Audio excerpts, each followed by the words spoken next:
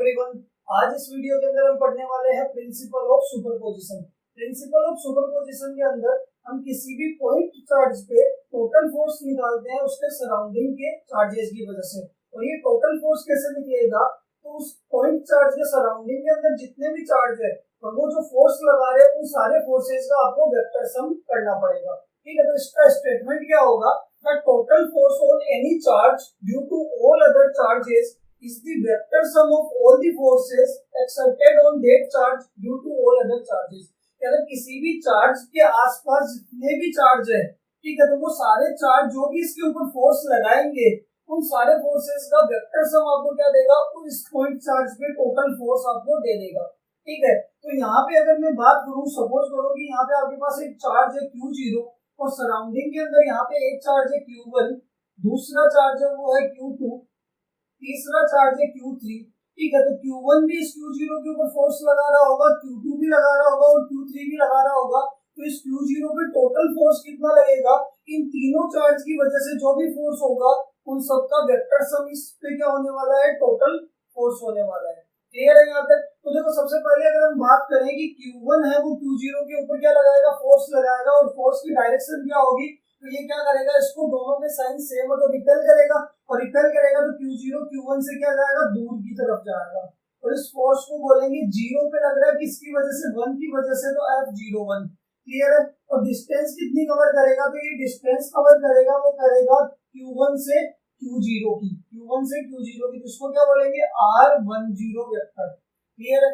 Same आप देखोगे तो Q2 भी क्या कर रहा होगा, Q0 के ऊपर फोर्स लगा रहा होगा, उसकी डायरेक्शन क्या होगी, इस तरीके से Q2 से रिपेल होगा तो क्या होगा, दूर की तरफ जाएगा, तो इसको बोलेंगे F02। और ये डिस्टेंस क्या होगी, तो ये डिस्टेंस आपकी होने वाली है Q2 से Q0 मतलब R20 वेक्टर।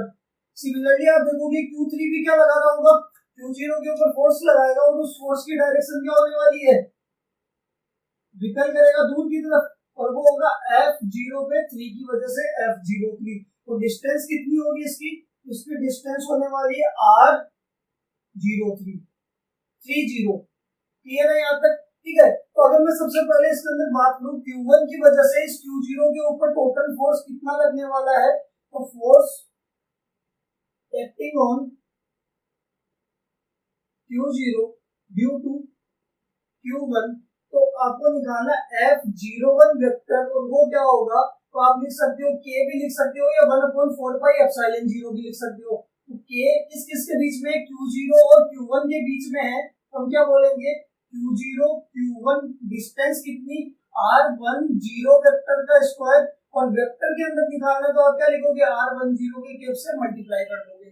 सिमिलरली आप क्या निकालोगे, Q2 की वजह से Q0 पे force acting on Q0 due to Q2, ये क्या होगा, ये होगा F02, और इसको हम क्या बोलेंगे, Q0 Q2।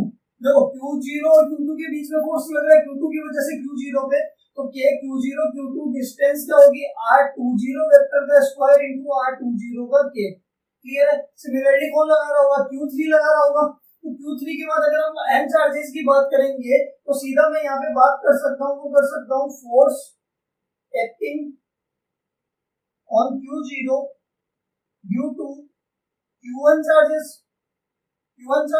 तो Q1 की वजह से कितना लगेगा, तो इसको बोलेंगे F0 पे लग रहा है n चार्ज की वजह से, तो F0n, तो इसको बोलेंगे K Q0 Q1 upon R n से 0 वेक्टर का स्क्वायर इनटू R n0 का K। ये n चार्जेस की वजह से सब इंडिविजुअल अपन ने चार्ज की वजह से फोर्स आ गया Q0 पे। तो हमें क्या निकालना है, इस पर्टिकुलर चार्ज पे Q0 पे आपको टोटल फोर्स निकालना है, और टोटल फोर्स क्या होगा, इन सारे फोर्सेस का वेक्टर सम। क्लियर है यहाँ तक? तो हम बात करते हैं नेट फोर्स की।